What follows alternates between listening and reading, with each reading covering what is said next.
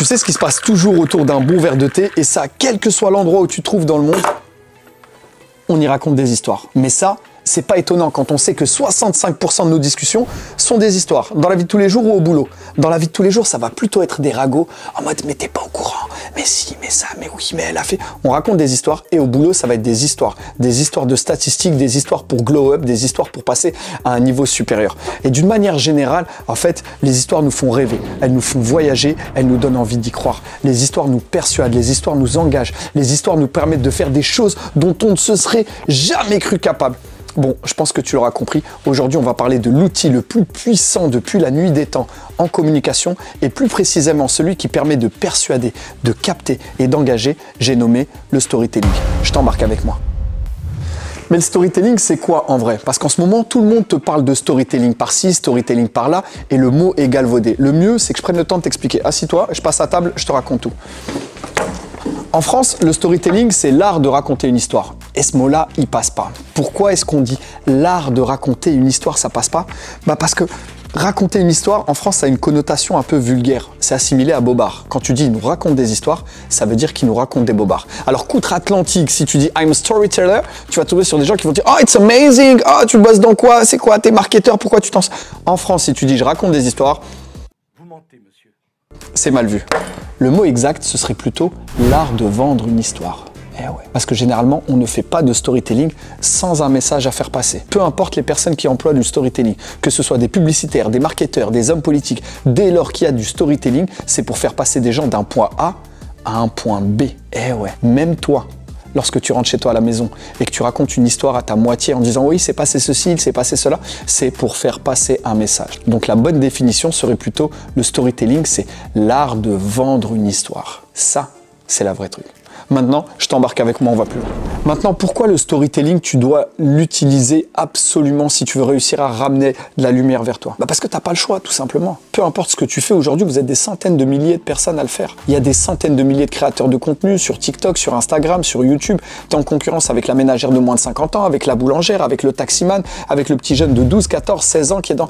Tu n'as plus le choix. Tout le monde fait la même chose. Qu'est-ce qui fait qu'on va t'accorder audience à toi? D'ailleurs, pour moi, il n'y a rien de plus frustrant que d'être dans une thématique, d'apporter du contenu ou de la valeur. Tu sais que tu maîtrises ce que tu fais et de voir des personnes moins compétentes que toi, avec moins de bagages, réussir à te damer le pion. Pourquoi est-ce qu'ils te dament le pion? T'as pas remarqué que les créateurs de contenu qui performent, c'est toujours les mêmes? D'ailleurs, soit dit en passant, tu peux mettre sur pause et va regarder tous ceux qui dominent leur thématique. Tu verras qu'elles font du storytelling. Tu doutes encore? Ok. Quel est le point commun entre eux?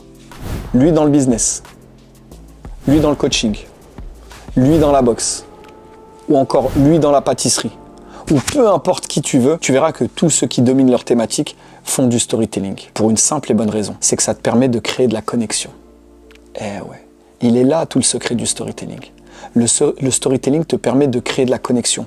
On est un peu dans la pyramide de Maslow, tu sais, sentiment d'appartenance. D'une manière générale, on a tendance à connecter avec les gens qui nous ressemblent, à connecter avec les gens qui sont comme nous, à connecter avec des personnes qui ont les mêmes valeurs que nous. C'est d'ailleurs pour ça que toutes les bonnes pages de vente, elles commencent par une histoire. C'est d'ailleurs pour ça que n'importe quel produit qui se vend, un sac à main, on va te raconter l'histoire du sac à main. Une pâtisserie, quand tu vas dans la pâtisserie de luxe, au-delà de la pâtisserie, au lieu de te dire ouais c'est une tarte au citron meringuée, oui l'effluve du citron yuzu cultivé par un truc, on va te raconter une histoire. Parce que l'histoire, elle te permet de connecter.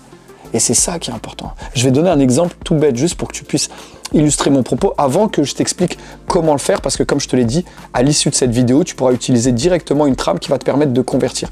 Mais d'abord, il faut bien que tu captes un petit peu le sens du propos. Admettons que tu es dans ton boulot, et dans ton boulot, il y a une dame, tiens, on va l'appeler Brigitte. Pardon s'il y a une Brigitte qui me regarde, mais on va l'appeler Brigitte. Et la Brigitte, tu l'aimes pas. Pour X, Y raison. D'accord? La Brigitte, ça passe pas, elle se la raconte, elle est un peu hautaine. Et puis à un moment donné, à la machine à café, tu discutes avec ton collègue et ton collègue te dit « Non mais, tu connais pas l'histoire de Brigitte ?» Et là, il commence à te raconter son histoire. Et patati, elle a vécu, elle a ci, elle a ça. D'ailleurs, si tu te souviens, en début de vidéo, je te disais que 65% de nos discussions sont des histoires. Là, c'est l'histoire de la Brigitte. Et tatati. Et là, tu dis « Oh, je savais pas. » Pour peu qu'il y ait des similitudes, pour peu que vous ayez vécu les mêmes galères, pour peu qu'il y ait des points communs, des atomes crochus dans l'histoire, ben tout de suite, ce qui se passe dans ta tête, il y a un changement de paradigme. Un changement de paradigme, c'est-à-dire qu'en une fraction de seconde, tu avais une idée perçue et tu as basculé. Et là, tu es pris d'empathie. Tu as envie de faire confiance à la Brigitte. Pourtant, ça fait des années que tu l'aimes pas la Brigitte. Quel a été le dénominateur commun? L'histoire qui t'a raconté. Eh ouais. Les histoires, c'est incroyable. Maintenant, comment faire factuellement? Mais déjà, avant même que je te dise comment faire factuellement, il faut que je te ramène une petite note scientifique pour que tu captes que ce n'est pas... Je te demande pas de me croire. Il y a des études qui ont été faites qui ont démontré que les posts, par exemple sur les réseaux sociaux, que ce soit sur LinkedIn ou sur Insta, les posts avec de l'écriture, les posts avec une histoire permettaient de générer 20% d'engagement en plus.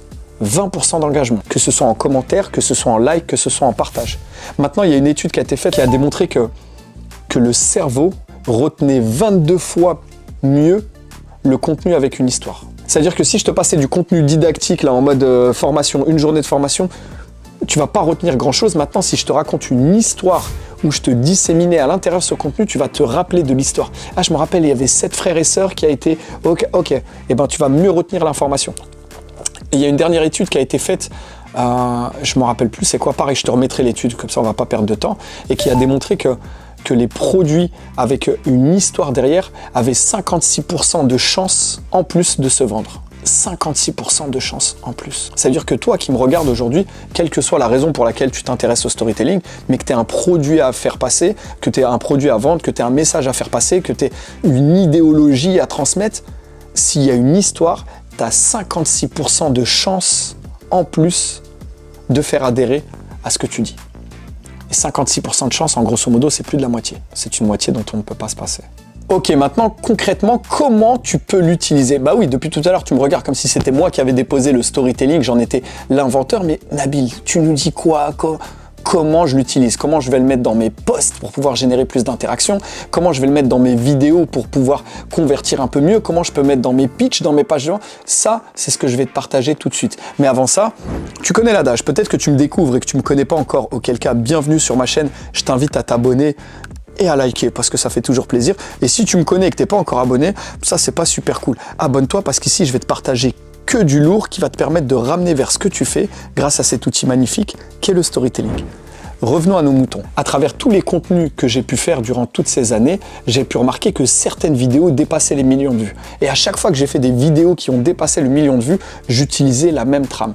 Et c'est cette trame que je vais te partager. Une trame que j'ai vulgarisée au maximum de manière à ce que tu puisses l'utiliser tout de suite après. Cette trame, je l'ai appelée Sega. Parce que Sega, c'est plus fort que toi. Je sais pas si tu as la ref, mais moi, mon enfance a été bercée par Sega. Et j'ai toujours voulu avoir une Mega Drive, malheureusement, je l'ai pas eu. Sega, pourquoi? S comme situation initiale, E comme élément déclencheur, G comme galère et A pour aboutissement. S-E-G-A. On peut faire SEGPA en rajoutant un P pour des péripéties, mais on y reviendra plus tard. Il y a énormément de structures narratives dans le storytelling, et si ça, et crois-moi, tu risques de te perdre et toutes les structures ne te conviendront pas. Celle-ci, elle est simple. Et d'ailleurs, tu pourras remarquer qu'elle est très souvent utilisée dans les films. Situation initiale, j'étais là tranquillement dans la forêt, je suis un retraité du CIA.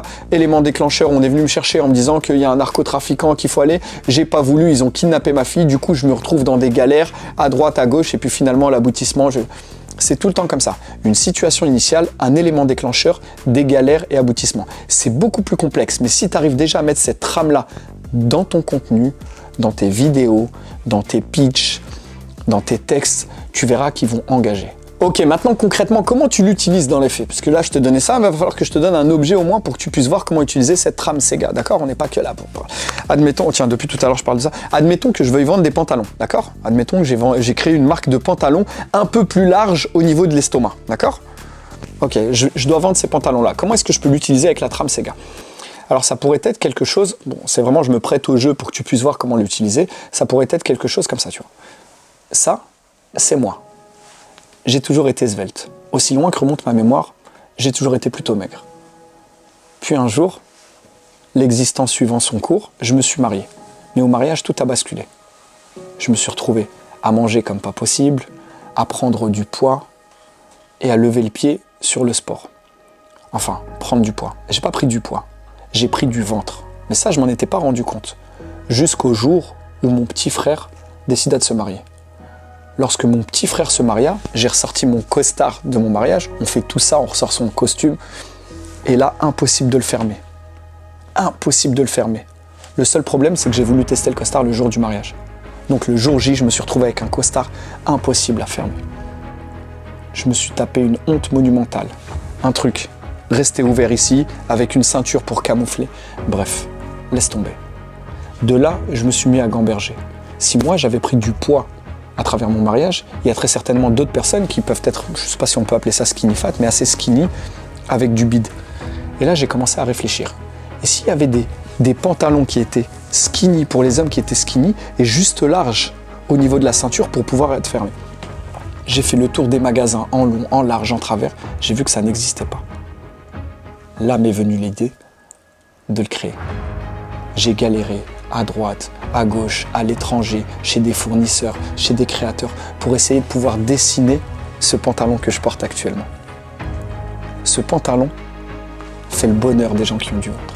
Ce pantalon, il a sauvé plus d'un mariage. Ce pantalon m'a permis d'être moi, de me regarder dans la glace.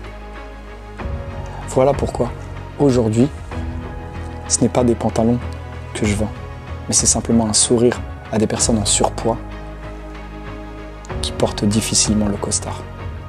Ce pantalon, c'est pas juste un pantalon. C'est une manière de se regarder autrement dans la glace, tout en gardant son estime de soi.